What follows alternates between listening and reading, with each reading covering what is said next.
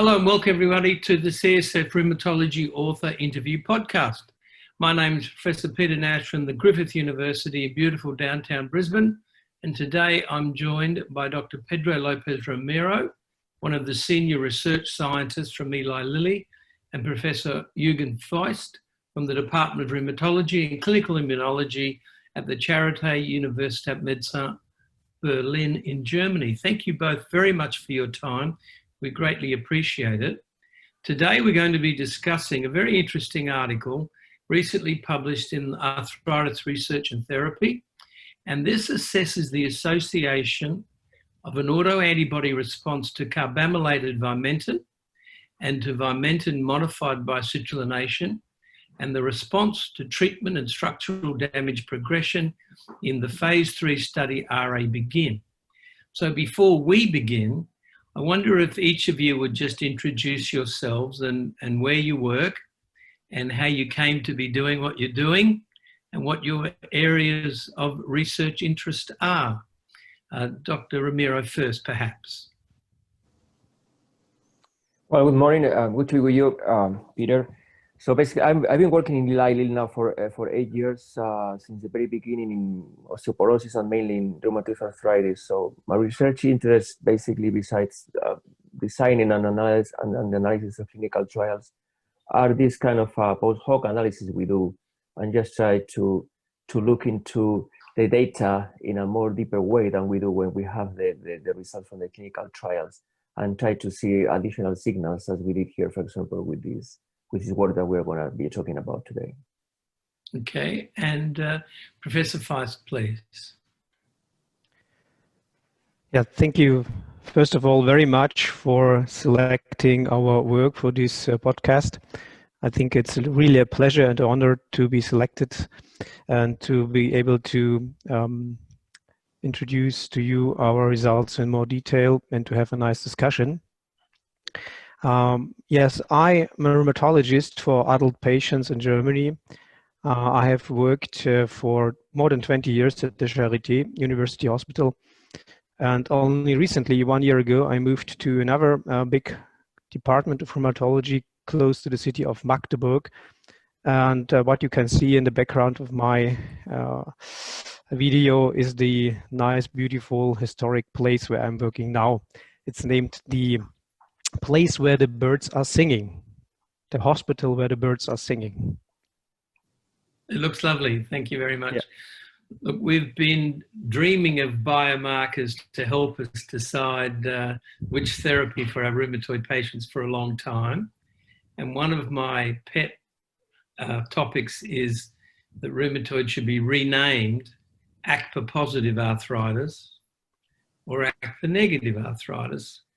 And I'm very interested in your work with citrullination, but let's start with just the objective of this study. And we need some explanation for the audience about the antibodies that you're measuring and the story of ACPA and vimentin and fibrinogen, et cetera, et cetera.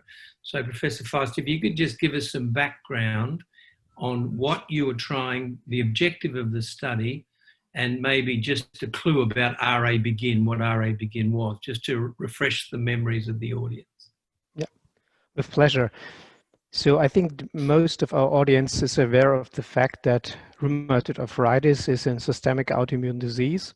What we do observe in our patients is an antigen-specific reactivity, also involving the B-cell department with formation of autoantibodies. This has been recognized for approximately 100 years now, that patients are formating the so-named rheumatoid factor. Later on, also antibodies against modified antigens has been discovered. They are named ACPAs, or antibodies against citron-related antigens. And only recently, another very important modification of antigens has been discovered, which leads to the modification of the amino acid lysine to homocitrulline and is named carbomylation. By these modifications, the antigens change their properties and are recognized by the immune system in genetically prone individuals. They develop antibodies, and we believe that these seropositive patients are indeed different from the so-named seronegative ones, as you mentioned before. This has been shown by many studies in different cohorts. It has been also shown, by the way, for those who are positive for antibodies against carbomylated antigens, because we have results now providing evidence that these antibodies are independent marker for radiographic progression of rheumatoid arthritis. And there is also one recent publication from a Spanish research group showing that these antibodies are also linked to pulmonal involvement in rheumatoid arthritis. So it's a very interesting kind of antibody which is not used in routine so far, which is not a routine diagnostic marker, but maybe in the future can provide us with more information helping stratifying our patients.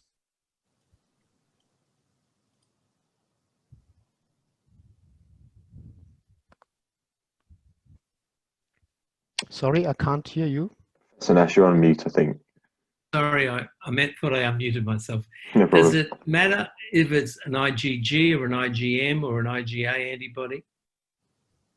And that's, of course, a very interesting question. For the rheumatoid factor, we know that there's a diversity of antibody subclasses. For routine purposes, because this is very easy to do, we measure the rheumatoid factor IgM, but we are aware that there are also other subclasses, especially the IgA rheumatoid factor, which is of importance because also these patients are very special.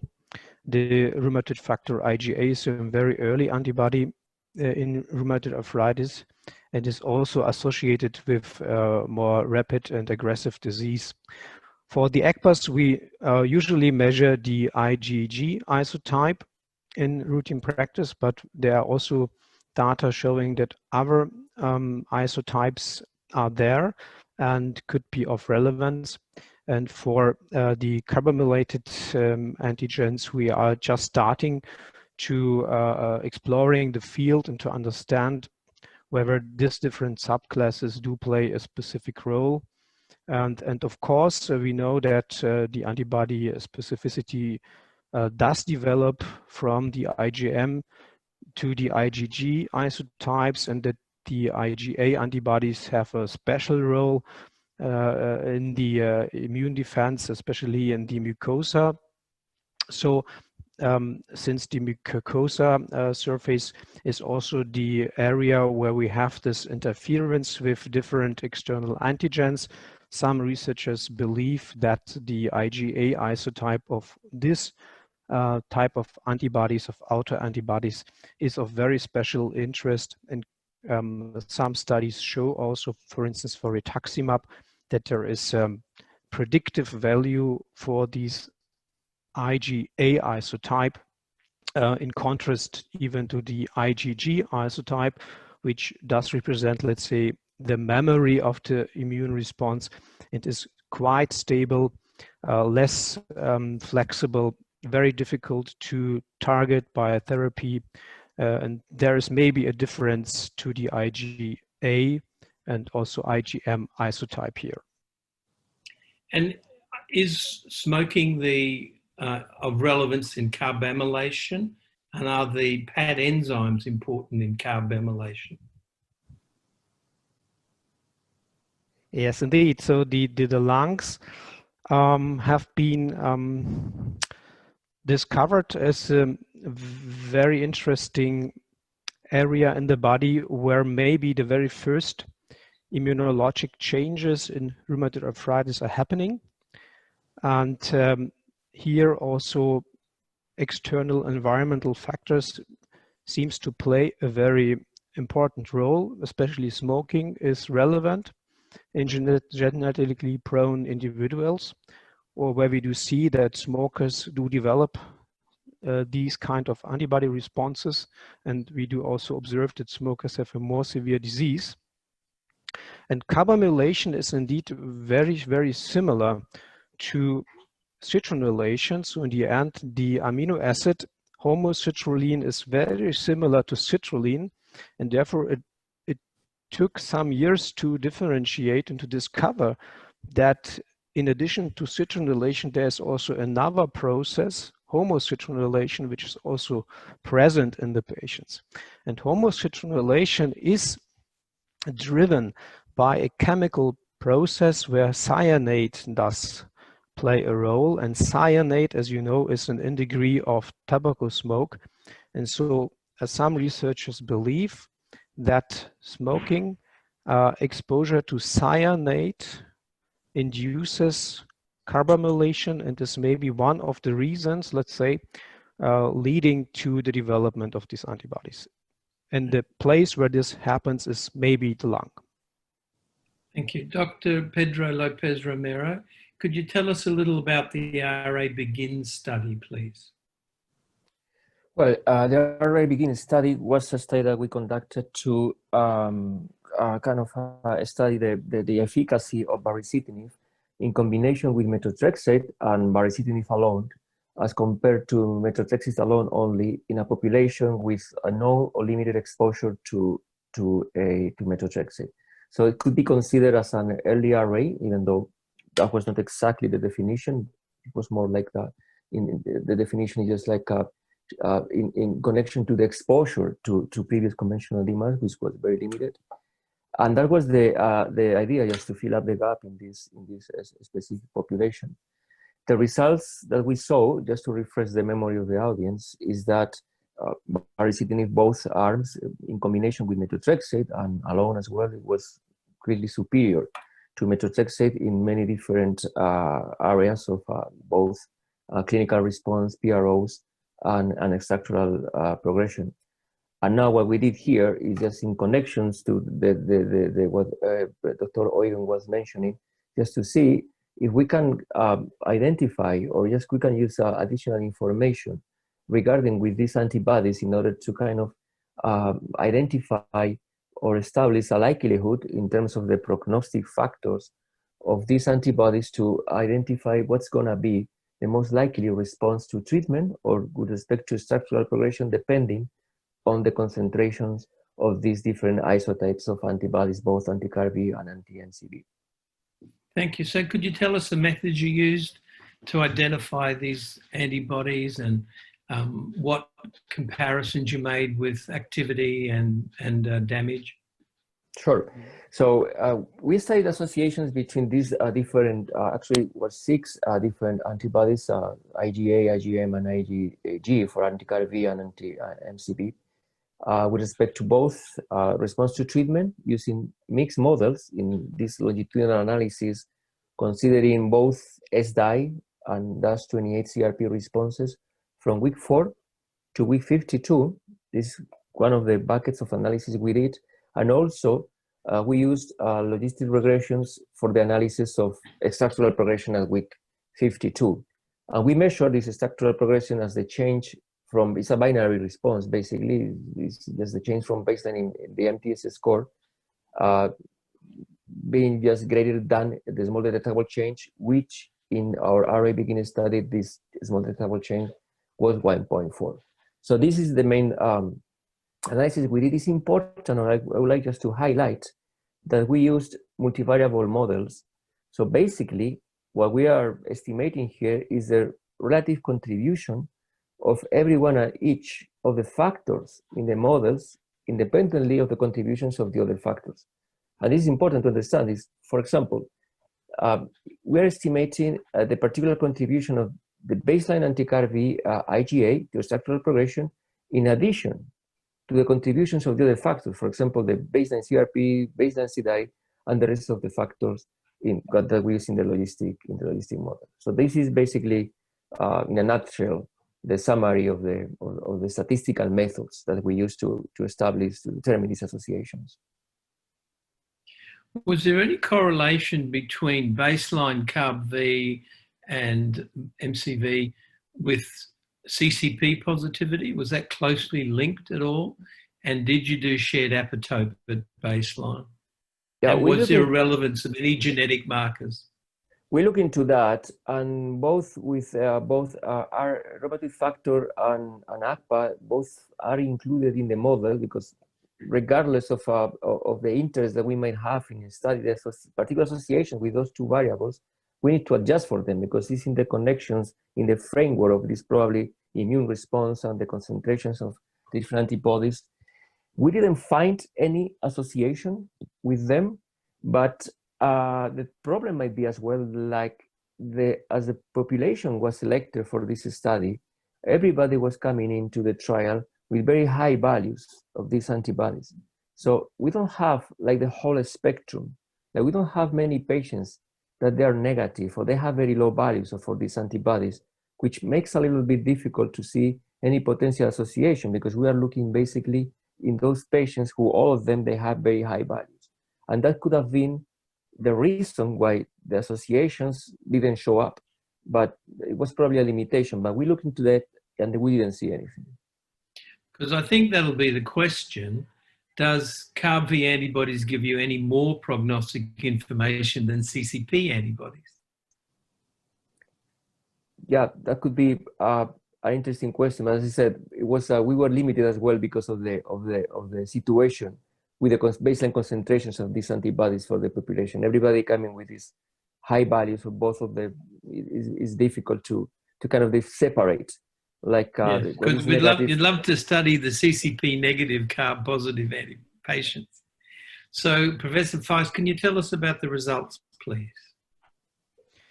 Yes, as Pedro already mentioned, the results of the study have been obtained by a very interesting, sophisticated statistical approach. But what I want to point out is that the situation where we performed a study was quite unique, because we received the baseline serum samples from Lilly to do the antibody analysis in a very well characterized cohort of patients. And this is something very special, and this happens not so often, unfortunately, in research, because here really academy and industry have worked very closely together, and this scenario, I think, allowed to obtain this interesting results. What we did observe, first of all, with all the limitations that Pedro mentioned already, was that high antibody titers, especially against carbomylated vimentin of the IgA and IgM isotype, were associated with a better clinical response, measured by the SDAI, but also by the SDAI and the DAS28 by different scores. It was clear that patients with very high antibody titers respond better. So we could describe this association between high titers of antibodies and treatment response. Another very interesting observation was obtained for the IgM isotype of anti-carbomylated vimentin antibodies, because in this setting, by treatment difference was observed. Patients under methotrexate showed not such a good response if they were high positive for IgM anti-carbomylated vimentin antibodies compared to patients under baricitinib in monotherapy or under treatment with baricitinib and methotrexate. So there was a by-treatment difference. And I think this is something of interest, which must, of course, be confirmed by other studies in different cohorts to be relevant also for maybe for daily practice, to stratify patients and to adjust treatment to those who are who have high antibody titers of the IgM type against carbomylated vimentin. Finally, I think Pedro mentioned it already. There was also an association visible to structural progression in those patients with high antibody titers, we observed a more rapid progression. But as Pedro already mentioned, this was only one risk factors out of many contributing to the risk of radiographic progression. And we know already, and this is also part of the Euler recommendations, that there are unfavorable factors, a number of them, including inflammatory response as such, including seropositivity, including smoking, including BMI, so body weight index, and others who can really influence the radiographic progression. And in this setting, the antibodies are only part of the story, only one risk factor out of many. Okay, do you think you'll move on to look at long-standing disease and see if there's very different findings rather than just early disease? It would be, of course, very interesting now to check also for other phases of disease, for established rheumatoid arthritis, for patients who have been maybe even exposed to biologics before. But in my opinion, the most homogeneous and clear population is the naive population of early RA with very limited exposure to DMARDs so far. And in this scenario, the results from the samples from the BEGIN study were, I think, the best one that we could obtain. We have discussed also to do follow-up analysis by using also follow-up samples from the BEGIN study, but so far the discussion is ongoing. Maybe this would be also of interest to see whether the antibody titers in the follow-up do also have a predictive role for response and how they behave under treatment. So a lot of things to do in the future. I'm interested in the seronegative patients. Do the seronegative patients carry high titers of carbomylated antibodies? It has been described by others that only less than 10% of the ACPA positive patients, or in other words, that only 10% of the patients with positive antibodies against carbomylated antigens are ACPA negative, only 10%. So this is a small cohort, single positive for these kind of antibodies. This does close the gap, of course. And if we do a multiplex analysis with all the available antigens that we know nowadays in an array, we will end up still with a small cohort of really seronegative patients with maybe 20%. So the carbomylated antigens are part of the immunome in rheumatoid arthritis.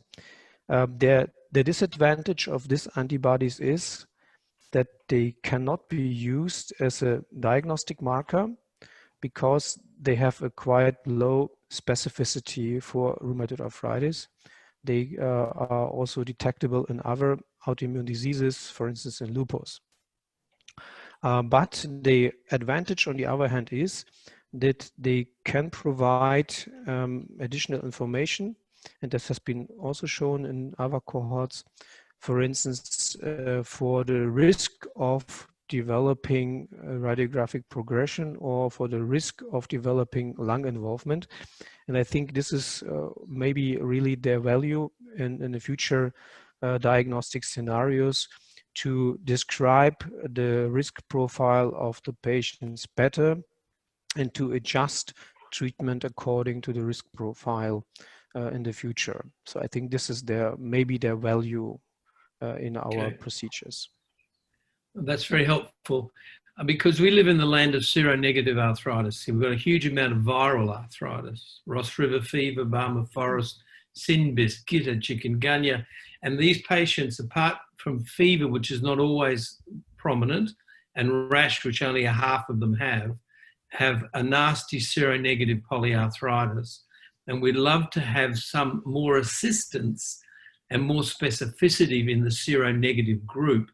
If you could do some studies outside of RA and see if you can further define that seronegative group, who is going to be RA and who isn't. These antibodies, I assume, can be present for a decade before the patient develops clinical RA, just like CCP? Yes, you are fully right.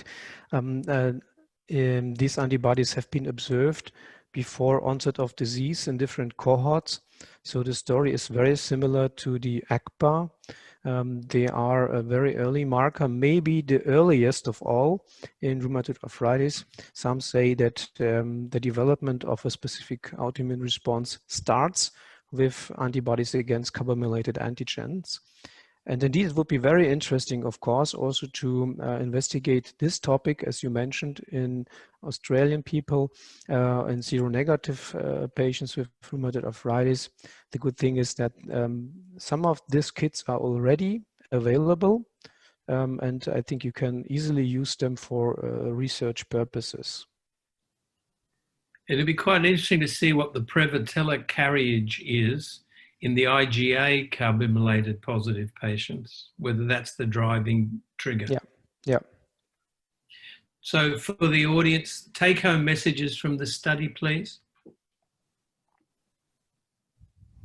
Pedro, would you like to start? Yeah, sure. Yeah, the summary, the results that we saw, I think they are quite interesting. So basically, summarizing our findings is patients with higher baseline concentrations of both baseline anti-CarbV IgA and anti-CarbV IgG are more likely to show bigger improvements in response to treatment, regardless of the treatment received and randomization.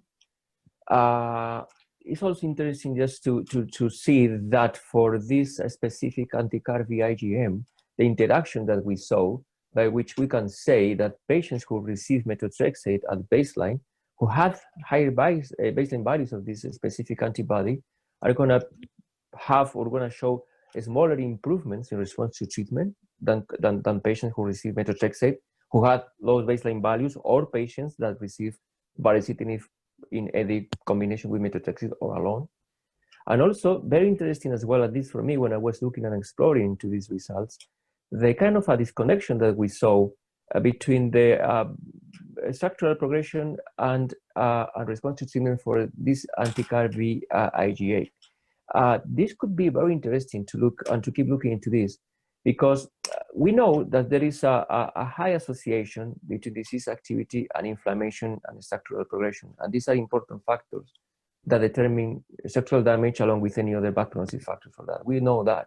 We also know that there are some patients that even though they have good clinical response, they also have some structural damage. So what we saw here is that patients with high values of anti-CarbV IgA, they have, or they're more likely to have good clinical response, but at the same time, they're more likely to have worse clinical outcomes with respect to structural progression. So this is true, and it will have to be confirmed in other studies.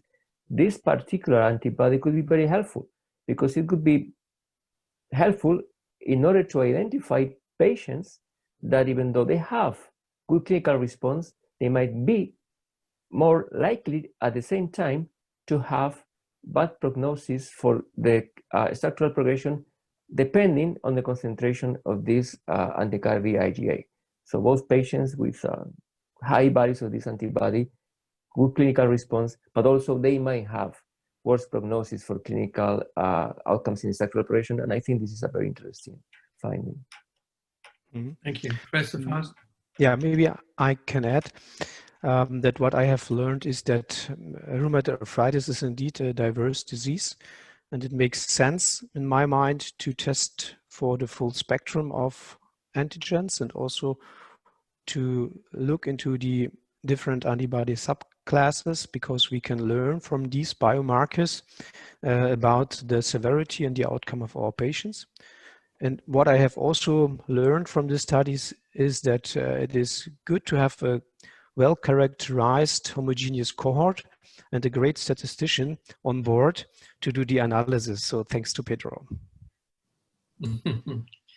Okay, well, I think they'll challenge you and say, prove to us that this is better than just a CRP and a high ESR So you've got a fair bit of work to go ahead of you, I think. So thank you again, both, for your time. This has been the CSF Author Interview Podcast. If you'd like to know more about this paper and others uploaded to the CSF website this month, detailed slide sets are available in the publication section at cytokinesignaling.com. Please subscribe to this podcast on iTunes or wherever you get your podcasts from, and let us know what you think. We would appreciate some feedback. Thank you, gentlemen, very much for your time. It's greatly appreciated. Thank you, Peter. Thank you for having us. Thanks a lot. Thank you.